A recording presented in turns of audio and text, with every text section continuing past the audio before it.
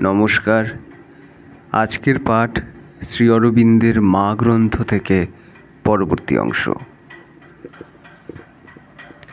অর্থ এক বিশ্বজনীন শক্তির স্থূল চিহ্ন। এই শক্তি যখন পৃথিবীর উপরে প্রকাশ পায় তখন তার ক্রিয়া হয় প্রাণের ও জড়ের স্তরে। বাহ্য জীবনের পরিপূর্ণতার জন্য এই শক্তিটি অপরিহার্য। তার উৎপত্তি এবং তার সত্যকার কর্মের দিক দিয়ে এ শক্তি ভগবানের। তবে ভগবানের অন্যান্য শক্তির মতো এটিও পৃথিবীতে হস্তান্তরে ন্যস্ত। অধো প্রকৃতিগত জ্ঞানের ক্ষেত্রে অহংকার নিজের সেবার জন্য তাকে অপহরণ করতে পারে, অথবা আসরিক প্রভাব তাকে অধিকার করে আপন উদ্দেশ্য সাধনের জন্য বিকৃত করে তুলতে পারে। ফলত যে তিনটি শক্তি মানুষের অহংকারের পক্ষে এবং অসুরের পক্ষে পরম আকর্ষণের জিনিস, তাদেরই অন্যতম হল অর্থ। আর দুটি কাম ও আধিপত্য। এই তিনটি প্রায় সর্বত্র অনধিকারীর দ্বারা অধিকৃত। এদের অপব্যবহার হয় তাদেরই হাতে। ধনাকাঙ্ক্ষী যারা বা ধনের ভাণ্ডারী যারা, ধনের তারা ততখানি অধিকারী নয়, ধনই যতখানি তাদের অধিকার করে রয়েছে।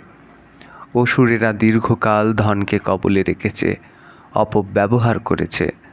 ধনের উপর তাই যে একটা দূষিত প্রভাবের দৃঢ় ছাপ পড়েছে, তা হতে অল্প লোকই আপনাকে রক্ষা করতে পারে। এই কারণে প্রায় সকল অধ্যাত্ম সাধনা পূর্ণ আত্মসংযমের, অনাসক্তির ত্যাগের উপর এত জোর দেয়, বলে অর্থর যাবতীয় বন্ধন হতে মুক্ত হও, নিজের জন্য অহংকারের সেবার জন্য একে অধিকত করবার বাসনা হতে মুক্ত হও। এমনকি অনেকে ধনসম্পদকে পাপ বলে বিবেচনা করেন এবং ঘোষণা করেন যে জীবনের দারিদ্র্য ও রিক্ততাই একমাত্র আধ্যাত্মিক অবস্থা। কিন্তু এটি ভুল। এতে ধনবল দানব শক্তিদের হাতেই থেকে যায়। অর্থের অধিকারী যিনি, সেই ভগবানের জন্য অর্থের পুনরুদ্ধার, ভাগবত জীবনের জন্য ভাগবত ভাবে অর্থের ব্যবহার, সাধকের পক্ষে এই হলো অতিমানসের পথ। অর্থশক্তি এবং অর্থশক্তি যে সকল উপায় ও উপকরণ এনে দেয়, বিরাগীর মতো সসংকোচে তা হতে মুখ ফিরিয়ে নেবে না। অন্যদিকে আবার এ সকলের উপর কোনো রাজসিক আসক্তিও পোষণ করবে না, বা এদের ভোগে আপনাকে ছেড়ে দিয়ে এদের একান্ত দাস হয়ে পড়তে চাইবে না। অর্থ একটি শক্তি। মায়ের জন্যে তাকে পুনরায় জয় করে নিতে হবে, তার সেবায় অর্পণ করতে হবে। অর্থকে দেখবে এই দৃষ্টিতে। সকল ধনসম্পদই ভগবানের। যাদের ও জিনিস রয়েছে তারা রক্ষক মাত্র, মালিক নয়। আজ যাদের কাছে আছে, কাল অন্যত্র চলে যেতে পারে। যতদিন তাদের কাছে, ততদিন এই রক্ষণের কাজ তারা কি রকমে সম্পাদন করে, কি মনোভাব, কোন চেতনা নিয়ে এর ব্যবহার করে, কোন উদ্দেশ্যেই বা, সব নির্ভর করে তার উপর। যখন নিজের জন্য ব্যবহার করবে, তখনও এই ভাব সর্বদা রাখবে, যা কিছু তোমার আছে, যা কিছু তুমি পেয়েছো বা সংগ্রহ করেছো, সবই মায়ের। কোনো দাবি করো না। তিনি তোমাকে যা দেন তাই গ্রহণ করবে, আর যে উদ্দেশ্যে দিতেছেন সেই উদ্দেশ্যেই এর ব্যবহার করবে। সম্পূর্ণ নিঃস্বার্থ, একান্ত ন্যায়নিষ্ঠ, যথাযথ হিসাবী, পুঙ্খানুপুঙ্খদর্শী উৎকৃষ্ট রক্ষক তোমায় হতে হবে। সর্বদা মনে রেখো, তাঁরই সম্পত্তি তুমি ব্যবহার করছো, তোমার নিজের নয়।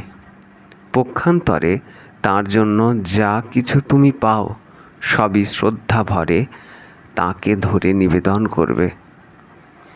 তোমার নিজের বা অপর কারো প্রয়োজনে তা ব্যবহার করবে না।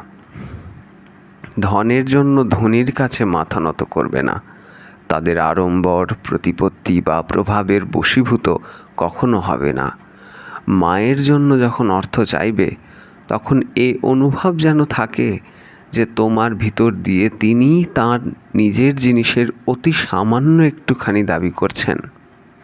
যে ব্যক্তির কাছে তুমি প্রার্থী সে কি সাড়া দেয়, তাতেই তার পরীক্ষা। অর্থদোষ হতে তুমি যখন মুক্ত, অথচ তোমার নাই সন্ন্যাসের নিবৃত্তি, তখনই ভগবৎ কর্মের জন্য অর্থজয়ের অধিকতর ক্ষমতা তোমার জন্মাবে। এই মুক্তির লক্ষণ মনের সমতা, কোনো দাবি না রাখা। তোমার যা কিছু আছে, যা কিছু তোমার হাতে আসে, তোমার সমস্ত উপার্জন শক্তি ভগবৎ শক্তির কাছে তার কর্মের জন্য পূর্ণ নিবেদন করা। অর্থ এবং অর্থের ব্যবহার সম্পর্কে মনের সামান্য চাঞ্চল্য, কোনো স্পৃহা, কোনো কুণ্ঠা যদি থাকে, তবে তা কোথাও কিছু অশুদ্ধি বা বন্ধনের অভ্রান্ত চিহ্ন।